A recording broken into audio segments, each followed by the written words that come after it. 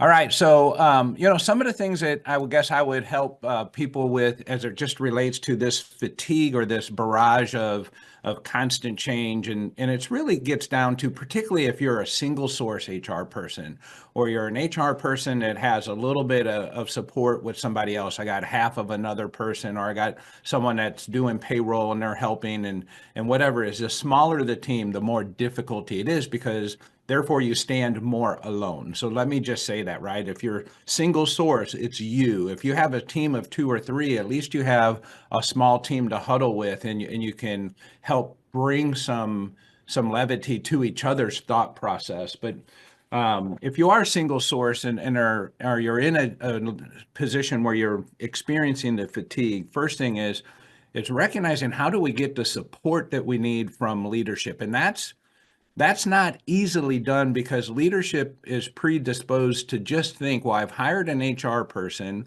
and therefore my HR person knows what to do, how to do it, and they're a professional at doing it. And you and I know this, Bert, from, we just did investigation training and we had a show of hands of how many of the HR people have been properly and formally trained on investigation. It was maybe half the group that didn't raise their hand, but yet they're expected to be professional investigators Right. just because of their title, right? It's like we expect you, Bert, to know all forms of the law.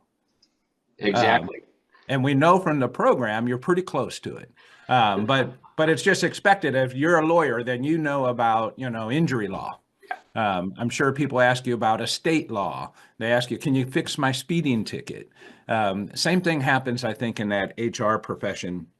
So I just want to share some ways that some of them, our members have been reaching out and getting help and really making a difference, fighting through this fatigue. And one way is we're seeing the employee opinion and engagement survey process really taking a set of legs that it's never had before. There's been more requests, more learning, more activity in this space. And I think it's because it's producing results. So let me share with you some results. And this is after 1 year. We did employee opinion survey, and then we did some work with the management team and the leadership team. And I separate those two because they're two different teams. And then we did a survey at 1 year later. And just listen to some of these results, Bert. So under trust and leadership alignment, so there's trust and leadership scored 40%. Only 40% trusted leadership. And a year later, after some proper work, they improved that to 68%. That's Wow. a significant improvement. This is the results from one company. This isn't the best results from all the companies. It's one single company. Leadership ethics and perception, 28%. I mean, that's a very poor score.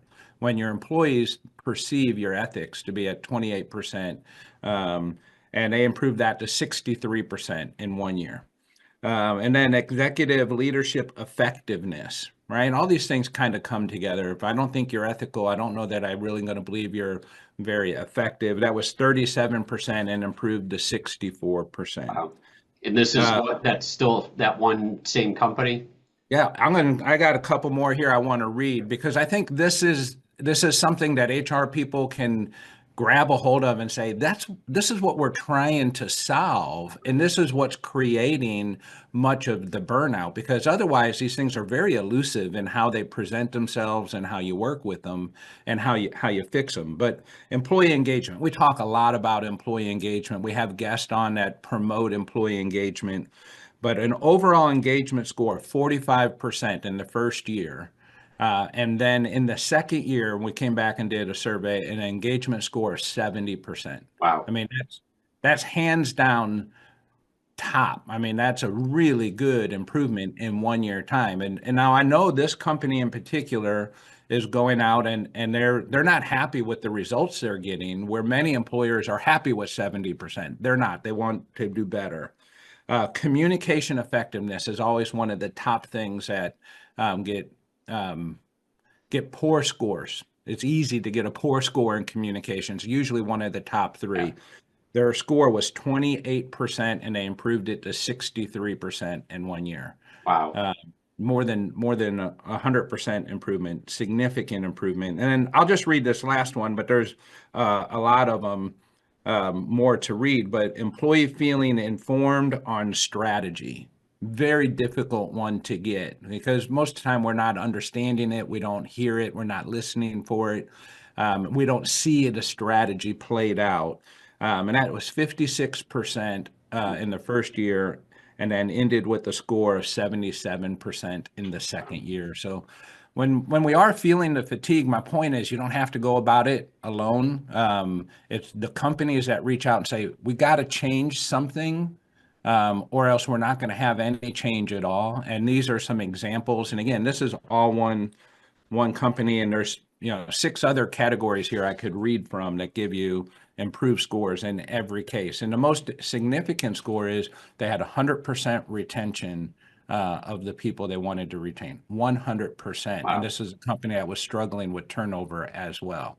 And these are the things that are causing that fatigue. I just thought that'd be interesting to share today, coming out of an environment where I have heard a lot about workplace fatigue, whether the CEO was feeling it or the HR professional. I think it's just a little bit of sign of the times, but it means we have to go about it differently, and that's an example of how to do so. Those are great result sets for sure. Yeah, great. Thanks for being an on-demand viewer of This Week at Work.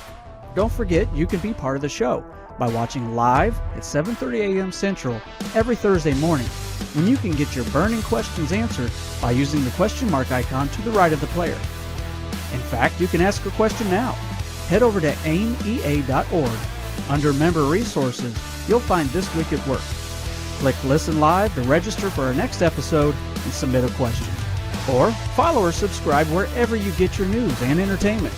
We'll see you next week when we discuss what's happening this week at work.